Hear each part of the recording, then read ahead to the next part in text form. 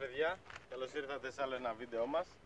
Σήμερα, επειδή έχω δει ότι σας αρέσουν πολύ τα αυτοκίνητα, το βλέπω από τα hit που χτυπάτε στο Mitsubishi, θέλω να σας μιλήσω για ένα αυτοκίνητο το οποίο πρέπει να έχει πάντα ο μελισσοκόμος. Αυτό είναι το αγροτικό αυτοκίνητο. Ελάτε λίγο να δούμε. Ο μελισσοκόμος πρέπει να έχει μαζί του ένα αγροτικό αυτοκίνητο, διότι το 4x4 μπορεί να το χρειαστεί ανά πάσα στιγμή. Μπορεί δηλαδή είτε για τις καιρικές συνθήκες, είτε για αναζήτηση νέου μέρους για να βάλουμε τα μελίσια μας, να χρειαστούμε ένα τέτοιο αυτοκίνητο έτσι ώστε να μας πάει παντού. Επειδή κάνουμε πάρα πολλά χιλιόμετρα το χρόνο, κάποια ταξίδια ίσως πρέπει να τα κάνουμε και λίγο πιο άνετα. Εμείς έχουμε επιλέξει αυτό το αυτοκίνητο, το οποίο αρχικά έχει το κάθισμα που θέλουμε, γιατί ξέρετε η μέση είναι αυτό το οποίο μας πονάει πάρα πολύ όταν οδηγούμε πολλές ώρες. Έχοντας ένα άνετο αυτοκίνητο, λύνουμε αυτό το πρόβλημα. Επίσης το συγκεκριμένο αυτοκίνητο είναι αυτόματο, οπότε δεν κουράζουμε τα πόδια μας και τα χέρια μας συνέχεια να αλλάζουμε ταχύτητες. Έχει το 4x4 για να πηγαίνει εκεί που θέλουμε. Και επίσης έχει και αυτόματο πιλότο. Τι είναι ο αυτόματος πιλότος? Είναι ότι ρυθμίζουμε εμείς την ταχύτητα με την οποία θέλουμε να τρέχει το αυτοκίνητο και έτσι το αυτοκίνητο μας πάει στα χιλιόμετρα που θέλουμε. Αυτό λοιπόν κάνει ένα πολύ ξεκούραστο ταξίδι όταν ψάχνουμε να βρούμε μέρη τα οποία θα είναι καινούρια για να βάλουμε τα μελίσια μας. Εδώ πέρα πίσω στην καρότσα έχουμε επιλέξει να την κλείνουμε, γιατί πολλές φορές μεταφέρουμε και μέλια.